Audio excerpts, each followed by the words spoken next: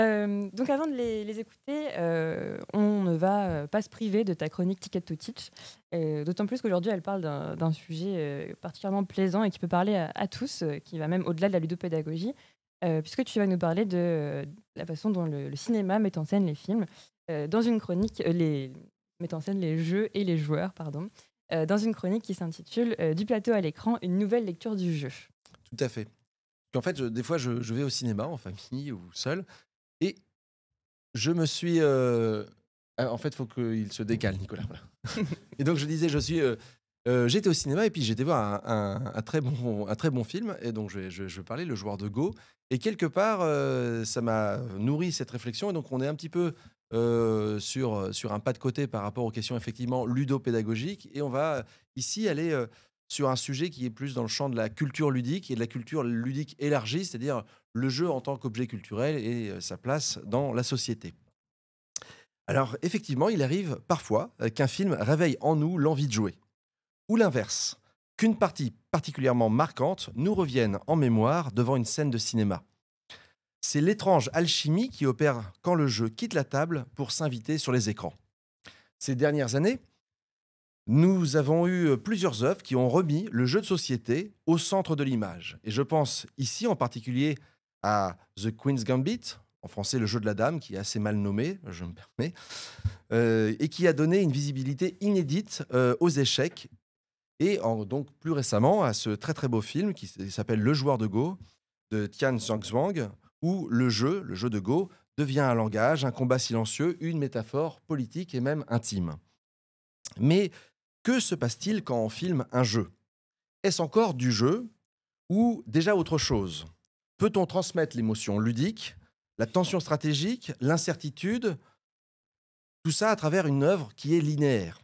Et surtout, qu'est-ce que ces représentations nous disent de notre rapport personnel au jeu et de ce que nous voulons qu'il raconte?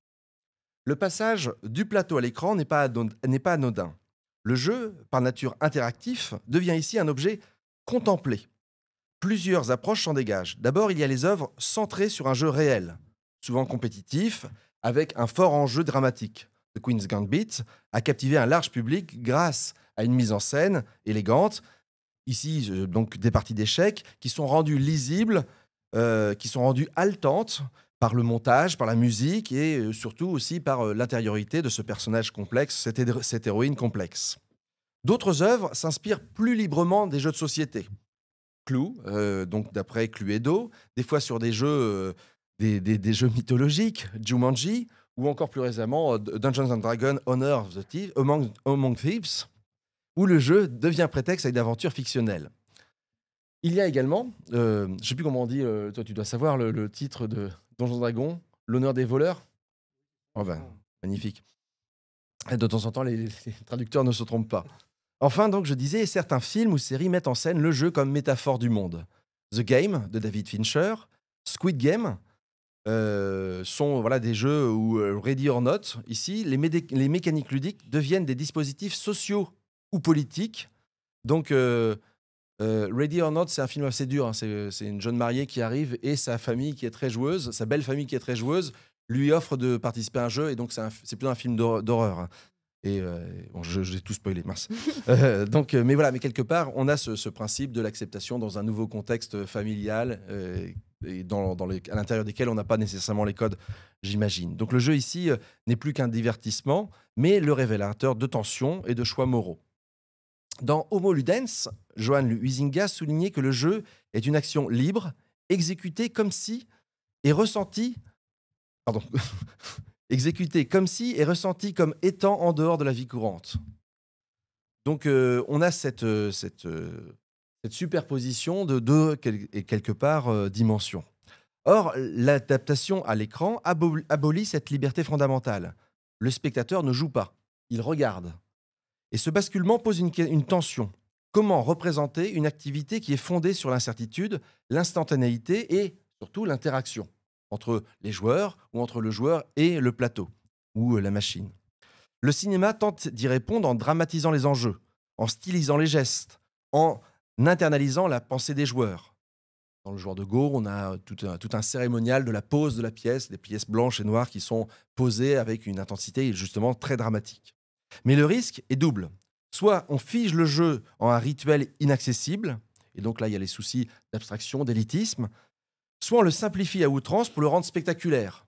Ce qui est un petit peu la critique que, effectivement, on pourrait, pourquoi pas, formuler à l'encontre du jeu sur les échecs The Queen's Gambit. Cela dit, il y a aussi la puissance évocatrice propre au regard cinématographique. Filmer un plateau, c'est révéler la géométrie du conflit. Montrer une partie d'échecs, c'est mettre en scène un affrontement mental silencieux. Le jeu devient un langage alors visuel, un code partagé entre ceux qui savent et ceux qui veulent apprendre. Cette richesse symbolique du jeu filmé en fait également un matériau d'analyse pertinent dans une perspective pédagogique. Elle permet tout d'abord d'interroger la posture du joueur telle qu'elle est médiatisée. Que donne-t-on à voir de l'engagement cognitif, émotionnel ou corporel ? La concentration, l'attention, l'intuition stratégique deviennent des éléments dramatiques à part entière, révélant par contraste ce que le jeu mobilise de manière implicite dans la pratique réelle.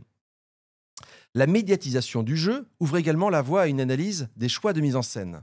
Cadrage, rythme du montage, esthétique sonore, point de vue narratif, autant d'éléments qui façonnent la perception du jeu et influencent sa signification. On peut alors initier avec les apprenants une réflexion sur la ludicité déportée, c'est-à-dire ce qui subsiste du jeu lorsque celui-ci devient un objet regardé plutôt qu'expérimenté. Cette réflexion permet d'interroger les frontières de l'expérience ludique. À partir de quand un jeu cesse d'être un jeu ? Que devient le play lorsqu'il est saisi dans une logique de spectacle ? Enfin, cette mise en scène du jeu peut être à son tour rejouée. Proposer aux étudiants de scénariser, de filmer ou de rejouer une scène autour d'un jeu réel constitue à la fois un exercice critique, mais aussi créatif. En se confrontant aux contraintes de la narration visuelle, ils sont amenés à modéliser ce qu'ils considèrent comme essentiel dans une situation ludique, à expliciter les mécanismes invisibles du jeu et à expérimenter une forme d'écriture transmédiatique.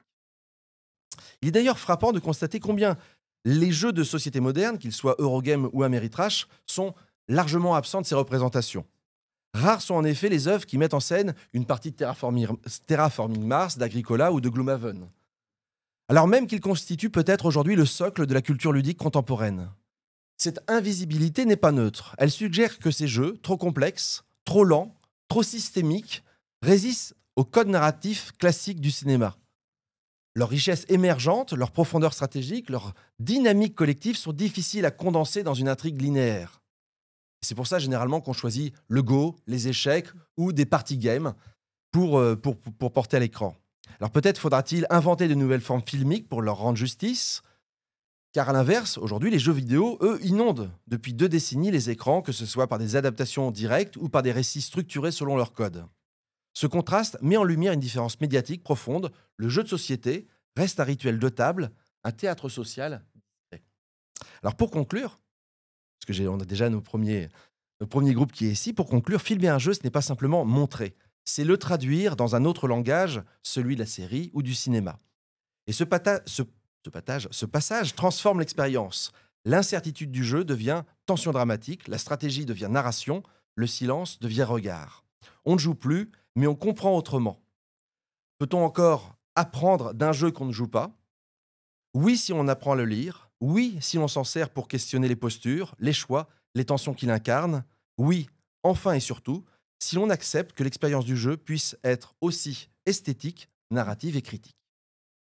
Merci beaucoup, Jérôme, pour cette analyse des enjeux à la fois esthétiques et de représentation des jeux à l'écran. Ça pose plein de questions, d'autant plus que c'est vraiment le genre de film qui se multiplie en ce moment. On aura peut-être l'occasion d'y revenir dans les moments de transition entre Avec grand plaisir. les présentations des participants.